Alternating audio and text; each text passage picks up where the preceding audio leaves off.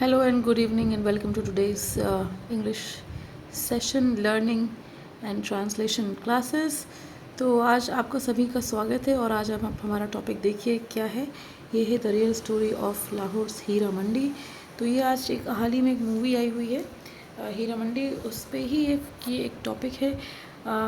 ये देखिए यहाँ पे एक कलाकारा का एक चित्र भी अंकित किया गया है।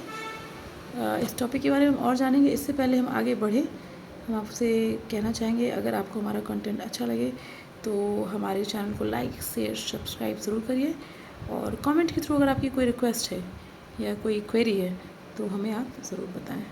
यहाँ पे हम आगे बढ़ेंगे और समझेंगे कि ये टॉपिक कहाँ पे है, ये किस बारे में बात कर रहा है, तो हम देखेंगे। तो ये देखिए आप, एक चित्र अंकित है यहाँ पे। ये कहता है कि यंग डांसर इन हीरा मंडी। तो ये वहाँ की जो बात हो रही है हीरा मंडी के बारे में, वहाँ पे एक चित्र से अंकित किया गया है कि उस समय की जो कलाकारा रही होंगी वहाँ पे, उनकी चित्र यहाँ पे दी गई है। आइए देखते हैं क्या कहते हैं यहाँ पे कहा गया Victorian conservatism also played a huge role. इस हीरा मंडी के बारे में यहाँ से शुरू करते हैं कि एक विक्टोरियन कंजर्वेटिज्म था जिसने एक बहुत बड़ा एक रोल प्ले किया है। देखते हैं क्या कहता है आगे। According to historian Neville, the British made no distinction between an accomplished professional nautch girl और a devadasi and a common prostitute, dubbing both as fallen women. तो कहा गया है कि ब्रिटिश का एक जो नेवल ब्रिटिश थे, उन्होंने कहा कि वो कोई अलगाव नहीं करते थे किसमें, एक अकम्पलिश्ड प्रोफेशनल नॉश गर्ल में, कोई पढ़ी लिखी स्त्री हो या कि कोई देवदासी हो। उस समय में एक देवदासी हुआ करती थी, या कोई कॉमन प्रोस्टिट्यूट जो नाचती गाती हैं, और उन सबको डब करते थे कि वो सारी स्त्रियों की कैटेगरी फॉरेन कैटेगरी है। The educated Indian suffering from inferiority complex were overcome with a sense of shame about the traditional arts. जो एक पढ़ा लिखा वर्ग था भारतीयों का, वो सफ़र करता था एक इन्फीरियोरिटी कॉम्प्लेक्स से, मतलब छोटा महसूस करते थे। Were overcome with the sense of, उनको ओवरकम करना था, जो सेंस ऑफ शेम था उनके अंदर अपनी ट्रेडिशनल आर्ट्स को लेके। It was under the British that Heera Mandi become known as a den for prostitution, with the company and crown recognizing the need for, in the words of British General Henry Montgomery, essential horizontal pleasure for tired fighting gentlemen, soldiers. Prostitution here soon became a family business, passed down from mother to daughter openly and unapologetically। तो ये पूरा passage बताता है कि ये British क्या करते थे कि हीरा मंडी का एक प्रचलन शुरू किया उन्होंने, और ये बताया गया ये डेन फॉर प्रोस्टिट्यूशन था, मतलब ये जहाँ पे स्त्रियों के नाच गाने की व्यवस्था थी। उस कंपनी का एक क्राउन रिकग्नाइज़ किया गया, कहा गया ब्रिटिश वर्ड्स में। उनके जनरल हेनरी मॉन्टगोमरी ने कहा कि एक एसेंशियल प्लेजर है जो उनके टायर्ड फाइटर्स थे, जेंटलमैन सोल्जर्स के लिए। प्रोस्टिट्यूशन एक तरीके का फैमिली बिजनेस हो गया, जो कि माँ से बेटी को ओपनली और अनअपोलोजेटिकली पास किया गया। In the 1950s, dancing girls were legitimized as artists by Pakistani High Court, which permitted them to perform up to 3 hours every evening। क्या हुआ 1950 में पाकिस्तानी गवर्नमेंट ने कहा कि जो नाचने वाली लड़कियां हैं उनके जो ये कृत्य है उसको लीगलाइज कहा, और कहा कि पहले 3 घंटे दिन के किसी भी वो इसको ये आर्ट को परफॉर्म कर सकती हैं।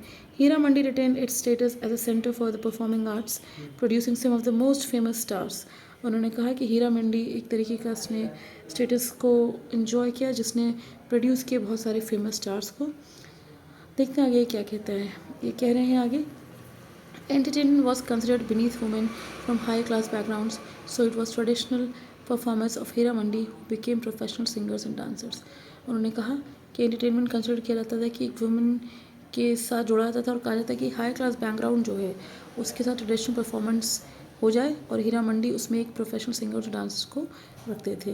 With Islamisation of Pakistan under President Zia-ul-Haq, laws were introduced banning music and dance among other illicit activities। जब इस्लामिस्ट पाकिस्तान प्रेसिडेंट ज़िया-उल-हक के अंडर में आई तो उन्होंने लॉ बनाया और कहा कि बैन कर देंगे म्यूज़िक डांस को illicit activities समझ के, illegal समझ के। This drove many families from Hira Mandi, leaving behind only the most disadvantaged section of women, including refugee from neighboring Afghanistan।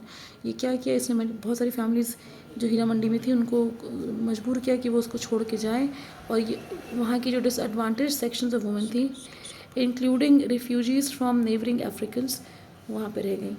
Zarka Tahir founder of the non-profit communal hub, spoke to the Indian Express about what remains of historic neighborhood. Zerka Tahir, founder थी non profit communal hub की, उन्होंने बातचीत करी Indian express से और बताया क्या रह गया है historic neighborhood में.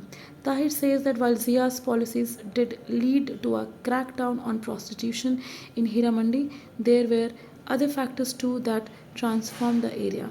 उन्होंने बताया कि जब उनका ट्रैक डाउन हुआ तो उन्होंने पॉलिसीज़ देखी जिसने लीड डाउन किया कि जो प्रोस्टिट्यूशन है हीरा मंडी में वो किस तरह तक था और अदर फैक्टर्स कैसे उसमें ट्रांसफॉर्म कर रहे थे उस एरिया को. आगे देखते हैं. Technology, education changes in family structures and disease all impacted the industry. कहा कि टेक्नोलॉजी, एजुकेशन और चेंजेस फैमिली स्ट्रक्चर में और डिजीज़ सब ने बहुत इम्पैक्ट किया इस इंडस्ट्री को. शी सेज, उन्होंने कहा leading the demise of the old Heera Mandi, और इसी से खात्मा हो गया ओल्ड हीरा मंडी का.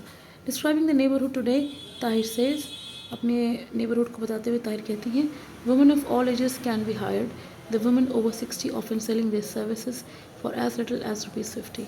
सभी वर्ग की स्त्रियों को वहाँ पे लिया जाता है और 60 वर्ष की ऊपर से स्त्रियाँ भी वहाँ काम करती हैं लोअर रेट से, जो कि ₹50 का है.